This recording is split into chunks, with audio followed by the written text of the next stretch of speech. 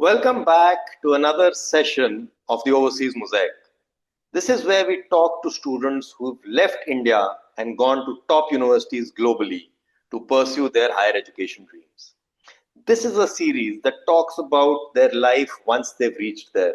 They've obviously prepared when they've gone from here, right from settling in over there to the accommodation, to the education system, to traveling locally. Those are things that we talk about in this series. Today, I'm really happy to be joined by Arjan Dev Singh. Arjun is at the University of Toronto, where he's pursuing economics, a subject that he truly loves. We're going to learn a lot more about the Canadian education system. For Indians, Canada was a destination, a dream destination for many years. That may have soured a bit, but we're going to hear firsthand from Arjun how things are on the ground and what really does the Canadian higher education system hold in store for international students. Without further ado, let's start talking to Arjun. Welcome, Arjun, and great to have you on the Overseas Mosaic. Thank you for joining us today. Good morning, sir. Good morning for you. Yes, pleasure to have you with us, Arjun. So, Arjun, tell me, the Canadian education system has been popularized, at least in India, by the sheer number of Indian students who land up there. But you and I both know that there are a great number of amazing universities. The university that you're studying, University of Toronto, is arguably the number one university in Canada. Then you have McGill, and you also have UBC, University of British Columbia. These three have consistently been ranked amongst the top universities globally. I think they're always in the top 50. It's a great place to be in. So, what really is life as a student at one of these top universities? And then I'd also like you to talk about how it feels to be an Indian student in a country that many Indians call home as well. Absolutely. So, firstly, I'd like to thank you for all your help with applying and getting into the university. Of course, now it's been 4 years and I'm in my fourth year. Overall, the experience has been very interesting in the way that I started as a physics student and I had the opportunity and scope to make the switch to economics and statistics. So, in that way, I think overseas, especially in Canada, is quite fruitful and lucrative because you find what you like doing and then you get an opportunity to pursue it. Lovely. I would say life between the first and fourth year, obviously, work increases a lot more, and you have to be ready to put in the work, study, be diligent with your deadlines. Having said that, there's also a lot of opportunities to do fun things, which some are from the university, some are outside. So, in that way, I think it's a True. very comprehensive experience, and you also get help with choosing a career and figuring out what you want to do with the rest of your life. Awesome. That's a great overview, Arjun. So I want to focus on one thing that you mentioned that you started with physics and then you changed to economics. So how does that work? Well, that is something that we talk about a lot, that the system allows you the flexibility. But how does it actually work? So, being very honest, the flexibility is largely only in the first year. After that, you still can change, but you would have to repeat maybe a couple of courses or maybe delay your graduation a little bit. Okay. The way that the switch works is essentially when you join, you're allowed to take any courses, and I still am allowed to take courses from any one of the faculties. So I had started with physics and economics, and I realized after the first year that, statistics is something that interests me more. It's something I'm more talented in, and it's a better fit for economics. So in Right. first year, I had of course taken my physics and economics courses, but just out of interest for fun, I took a stats course. So that's where the flexibility comes in because you can take courses from subjects that you're not taking. I myself am taking an art history course right now, Oh, as an lovely. elective. So you can pick up things from other disciplines, and then if you truly like it, you can switch, and there definitely is scope to switch your majors. Art history sounds very interesting. I think that's a conversation for another day when we'll deep dive into that. But yeah, I remember when we done the applications, it was for economics, and you have studied Right. physics in your IB. I remember that as well. So the college gives you that flexibility to keep in touch with an interest or a subject that you really enjoy, without necessarily having to graduate in that. Also, If you're aware, Arjun, do a lot of students end up keeping uh, two different streams or such diverse subjects in their kitty, or is it a very small number of students? I think usually students find subjects that are either complementary or have common courses. So, for instance, economics and statistics or finance and Correct. economics would be very common pairings. I haven't met any other student who started with economics and physics because they are two completely different True. subjects with completely different requirements, completely different courses. There's no overlap in that way. My only recommendation for anyone choosing majors is that make sure your prerequisites align with each other so that you don't have to repeat courses. I can just do one math course that satisfies both the majors requirements for maths. Awesome. And that's an interesting point because I remember in one of our earlier episodes, one of our students made the point about ensuring that you attend the orientations, understand everything, because that is where colleges normally explain how everything works. So, is that also your experience that attending and understanding the orientation is critical? 100%. A lot of people skip the orientation, and I think a lot of them end up regretting it after that. It is very, very important to attend the orientations. You get to meet the faculty, you obviously get to make some friends, you settle down a little bit there. But most importantly, they explain to you the important rules, policies, regulations, how to plan your courses, and you can save yourself a lot of time, hassle, pain later on if you just attend the orientations and you're diligent with that. Awesome. Great advice for any parents or students who are thinking of applying outside. Make sure you attend the orientation because job well begun is half done. Right, Arjun? So I just want to switch to college life. Settling into a new country obviously is part of that. But what does a college environment really offer you or help you as an international student to settle in, hit the ground running, as it were? So I think the biggest thing that is different from college life than high school life is you have a lot of freedom. So you have freedom to make your own timetable, for instance. You can choose to have 9 a.m. classes if you're a morning person, or like me, you can have your classes ending at 8, 9 p.m. at night. Wow. Um, so in that way, there's a lot of freedom and flexibility. And in the start, some people do fall. That's part of the process. But there's a lot of help in the sense they have writing workshops for people to learn how to write academically. They have a learning strategist who have met myself, and it's excellent to have and use these resources, which I think most people don't. So, for Okay. instance, the first time you're doing an assignment, you can write it and then take it to the department, and they will, before the professor looks at it, give you a comprehensive criticism. They'll teach you how to write better. They'll say, you could do this better, do it this way.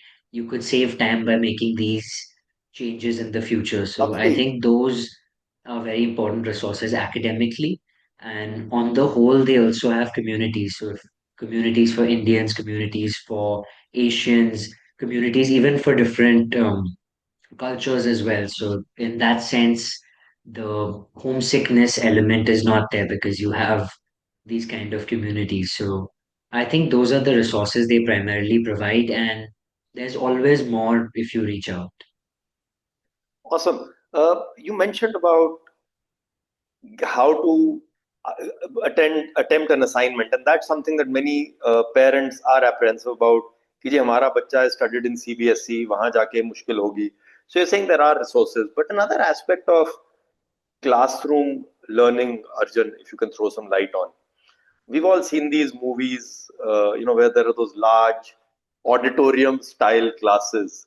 So is that the norm, or is that just in some universities? How do you actually interact with professors?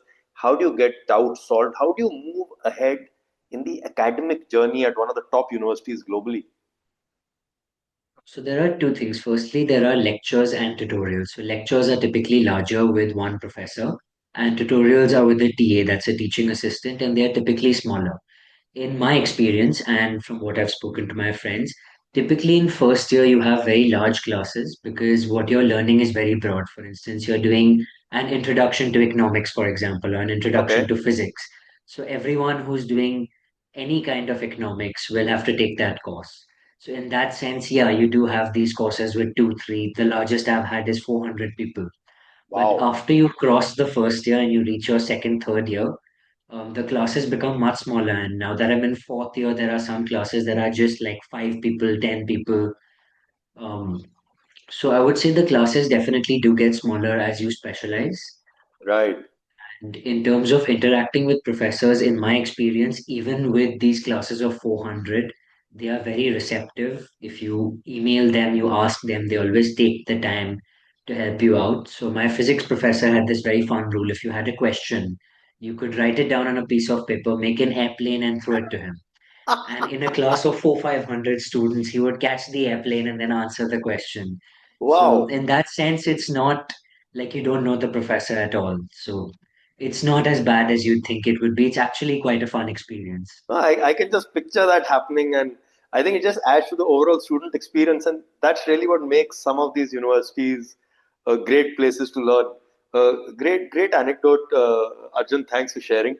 And the other part, which we speak about a lot, is that these professors, along with teaching, are involved in real world problem solving, whether they're consulting with organizations or something. So, how does that help you, or do you even see signs of it as a student, or is just something that we counselors love to tell parents to make them feel good? Okay, Or, that's all right. huh, So I've noticed after you cross the first year, the professors become very specialized in the way that they've written their own research papers. Often okay. they write the textbooks themselves.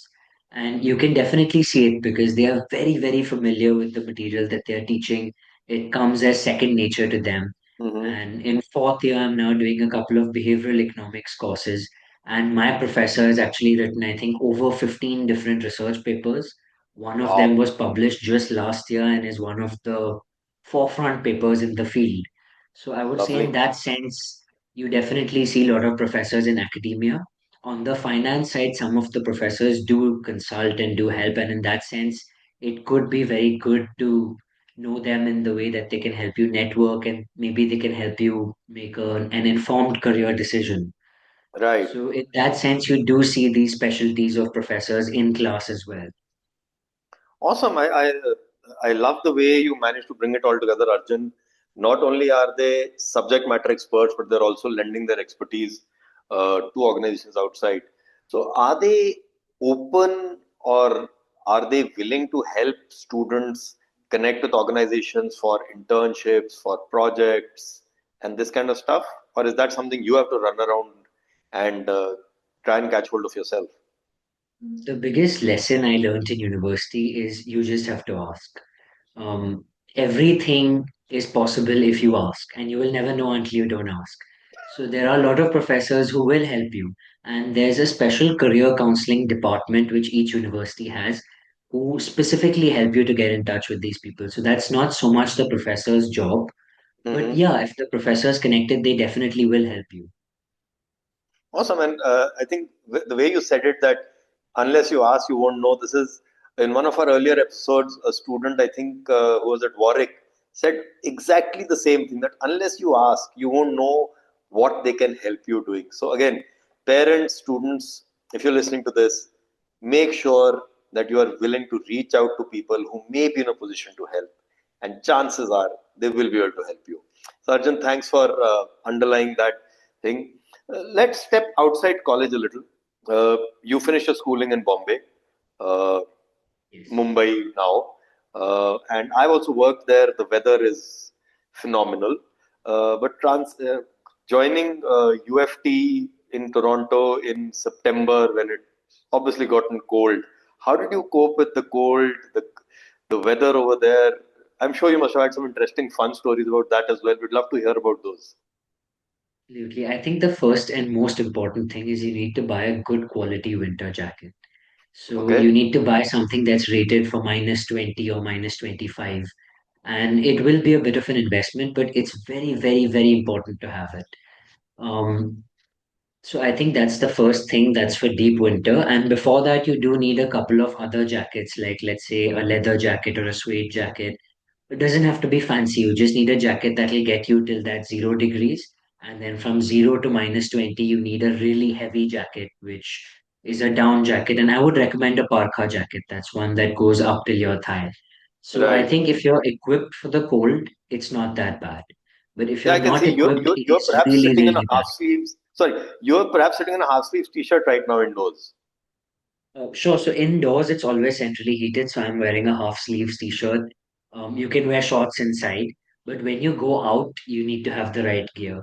And I still remember the first day when I think it reached 0 - 1. I was just wearing a leather jacket, and the way the wind blew and it blew straight into my bones, I remember it was terrible. And that's the day I realized that I need to switch to a proper winter jacket. True. And as soon as I took it out of my cupboard and started wearing it, it just became so easy to manage. So you just need good quality gloves, a good jacket, good shoes, and you'll be fine. So So it's irrespective of not which as part, bad as people say it will be. true. So irrespective of which part of the Indian subcontinent you may be from and what winters means for you, you'll be well taken care of, and there are lots of ways to keep yourself warm. Any Hindi movie type snow fights that you got into, Arjun, when you went there, the excitement of it and all that? Yeah, the first 2 years we were really excited for the snow. So we used to build these huge snowmans and we do all that kind of stuff. I think after that it became a little busy and we didn't get a chance to do that after second year. But yeah, absolutely, we really enjoyed the snow. I went skiing once to Blue Mountain. Oh, how far is that from Toronto? It's about 2 hours if you drive. And are you driving over there? That's another interesting aspect of how do you get around? Is public transport good? Is it possible to So get an international driving I don't license? drive there. I don't Okay, drive there. You can get an international driver's license. Public transport is for the most part quite good, but you do need to factor in a 5-10 minute delay over what Google Maps says because sometimes it's just the way it works. Sometimes the buses or the subways just do get delayed. yeah, that's. But Toronto has a subway system as well. Absolutely. It has a subway system as well as buses, as well as these overground TTCs, which are essentially trams, Ah, streetcars. That's the fair right enough. term. So, and the campus itself, I know the University of Toronto has three different campuses as well. But within the campus that you are, do you walk a lot, or do you need shuttles to get around? So I enjoy walking a lot, so I Okay, prefer to walk.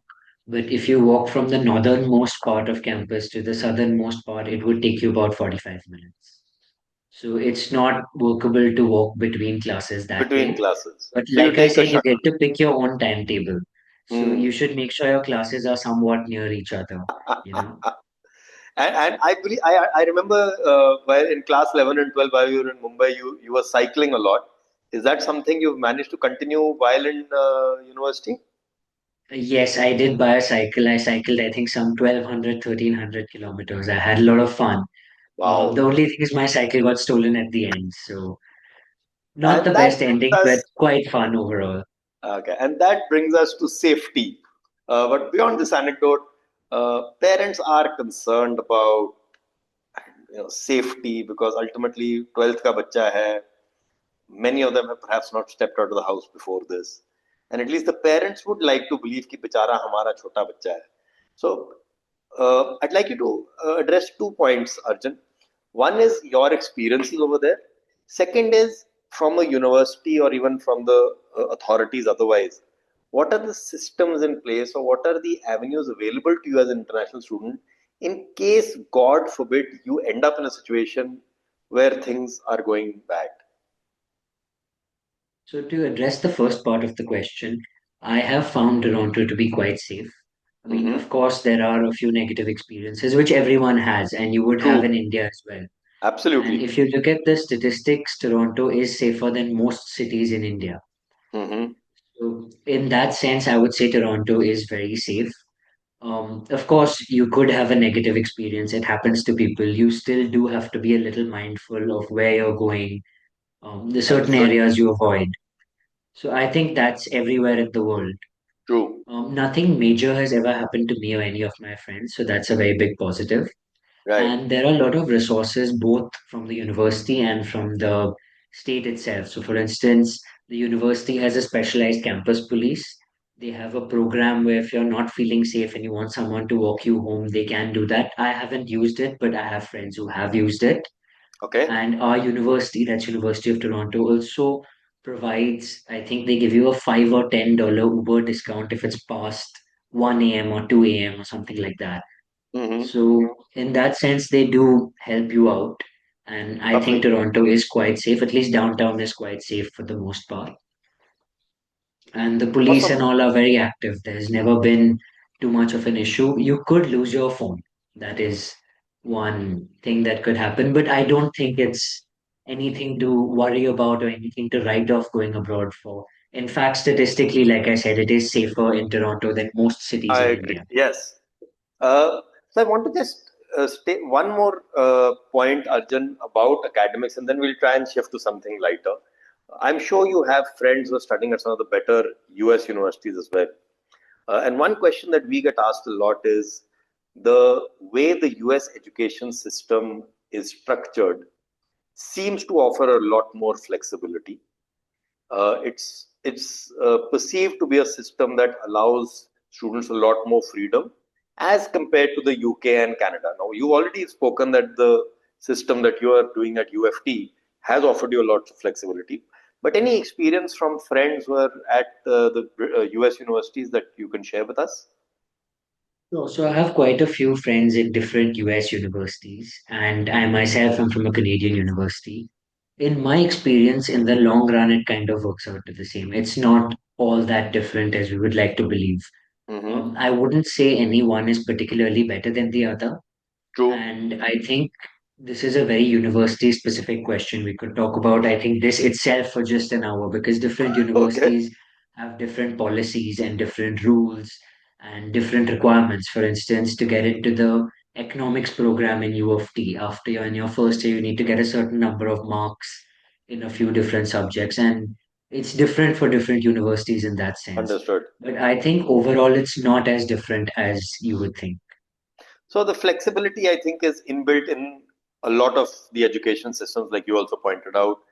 Uh, the student Absolutely. So really, one thing I'd like to talk yeah. about is University of Toronto has something called breadth requirements. So in Mhm. addition to the credits I'm doing for both my majors, they want you to pick up one credit in each different broad stream. For instance, they want to make sure you do at least one credit of arts or at Oh, least one lovely. credit of culture or something like that. So I think in that way you get a very holistic education.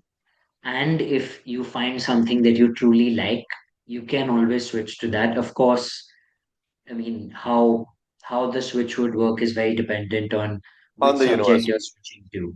Okay. But it's very possible to do it, and I've done it in my first year. Yeah, I think as you mentioned it, what came to my mind, Arjun, was that the university is giving you the opportunity and maybe pushing you a bit to say explore something that you haven't done earlier, because that is a very important aspect of education. Learn about things, and you never know how they may come back to help you. So that's a great share, Arjun. Thanks so much for that. Uh, have you, the second language in Canada is French. Punjabi may be wanting to overtake it soon. But have you needed to learn French, or are there suggestions in college that you should learn French? In Toronto, not Yeah. much at all. In Okay. Montreal, I would say yes, it is Yeah. worth learning French. And I True. think some of the jobs also have rules that you need to be bilingual with English and French. So if In you're in Montreal, Montreal, I would in say Quebec. Yeah. definitely learn French. Correct. If you're in Toronto, you can skip it out. Awesome. All right. So I'd like to just touch upon one other aspect of going back 4 years, what you were preparing for in class 11 and 12. I remember you did a lot of extracurriculars. You were writing uh, research papers, as it were. How do you think those experiences in school helped you prepare for what life in college was? I think the biggest thing is soft skills. Mm. So I was writing research papers, like you said, and I was reading a lot of books. And that translated in my ability to be able to read other people's research, which is majority of what you do at university. At least Right. after your second or third year, you're not studying from a textbook, you're studying from a bunch of research papers. So I think in that sense, that is a very important soft skill to have to be able to read. And also, writing is very, very important. The way you write, at least academically, Hmm. just getting the basics right can get you a very long way. Okay. So you feel that that preparation that you would have started in grade 11 and 12 helped? Of course, once you reach college, you need to make sure you understand what they want. But having those experiences in school definitely did help you get a kickstart in college. That's what I'm hearing. Absolutely. I think they helped overall in life, and the way you write is very, very important. The way you present yourself, the way you speak, and all these come from essentially what you've read, what you've written, these experiences that you have. So I think they definitely do help. But if you don't have them, it's not like you won't be able to do college. Understood. Absolutely. Awesome. And you mentioned, as you said, you're in your final year now. So how does job hunting happen, or personally, are you looking at getting into a master's degree immediately after this? What are your thoughts right now, Arjun? Sure. So I personally want to work a few years before doing a master's degree because I think it's important to get a bit of real life experience and figure out for sure what you actually want to do. Now, Makes having sense. said that, it is very much up to you. The university will not pressure you to do anything.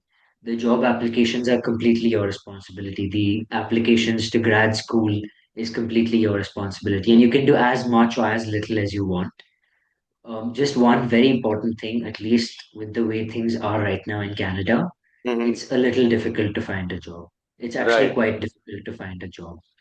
And you will have to apply a lot, network a lot, speak to a lot of people, but it is possible. And have you managed to get quite a few internship or part-time work opportunities in these 4 years, Arjun? So my experience was I applied to about 300-ish different internships, out of which I got four interviews and I got one offer in the end. Wow. So most of my friends have similar hit rates of sub 1% acceptance. Right. But So are these internships structured, helpful, or are these just companies that say, हाँ यार, एक college student ले आते हैं and we'll see what to do? What has been your the experience? reason these internships are so in demand is because you can get a job from the internship. I think that's the Wow. main end goal. So these are serious opportunities. Oh, 100%. And you will be working a full work day. You won't be wasting your time if that's what you're Hmm. worried about. So I think it's Correct. worth doing if you can. And it's very much a serious internship. You could very much get a job from it. Awesome. Thanks so much, Arjun. I think we've covered a lot of points. Uh, any any anecdote, any real funny story that stands out in your mind over the last few years, which you won't mind sharing on a public platform? As this will go up on YouTube, so that more and more students and parents can see it. Anything that comes to mind, whether you picked up a nice Punjabi accent or something of that sort. Food is something I know you yourself are very fond of. So, anything about life in Canada that is very different from what we assume it may be? I think the best part about studying in Canada is not just the opportunities academically or professionally, but the opportunities to have fun, to do fun things that you may or may not get in India. For instance, you can go skiing, you can go to Niagara Falls. It's like 45 minutes, an hour, 2 hours away from Toronto, depending on how you go. New York is 45 minutes away from Toronto. So some of my best, most fun times have been in these spontaneous trips. And some of my Okay. most fun times have also been with these student clubs and student organizations because the scale at which they operate abroad, at least in North America, is immense. For instance, I was in a race car team where we built a solar car and we Wow. represented Canada globally in the World Solar Challenge. And we Lovely. had massive sponsors. For instance, we would pitch to companies like AMD, Lightens, Magna. So, in that sense, the scale at which you can do these things overseas is very, very impressive. And some of my best memories are with these student clubs and with these spontaneous trips and stuff like that. Awesome, Arjun. Thank you so much for sharing all these. And as you've been talking about them, I'm getting pictures in my mind about how fun these may have been. And I'm sure this is stuff that a lot of parents who are thinking of sending their children abroad, whether to Canada or somewhere else, would definitely take a lot of comfort in hearing about and listening about. Thank you, Arjun, for taking the time. It's been a pleasure speaking with you today, and great to stay in touch after all these years that you've been to college. Yes, absolutely. Thank you so much with your help throughout the entire process. Our pleasure, Arjun. Thank you. So there we have it. Arjun spoke about not just settling into university, how education works, how from large lectures to small tuitions, the delivery of knowledge and how you can grow is there. He spoke about how safe it is in international cities and campuses, how the university does play a role in ensuring that. Of course, there can be challenges, and unfortunately, those can happen anywhere. But what's important to know is there is a support system. And of course, when you're out there, it's not going to be only about academics. You are going to want to step out, have fun, do stuff that teenagers do. But remember, there are opportunities to learn outside the classroom. Grab them with both hands. And I think what he said was, till you ask someone if they can help, you won't know that they can. So if you're an aspiring student to go to a global university, you need to ensure you reach out to people, ask for help, and the magic will definitely happen.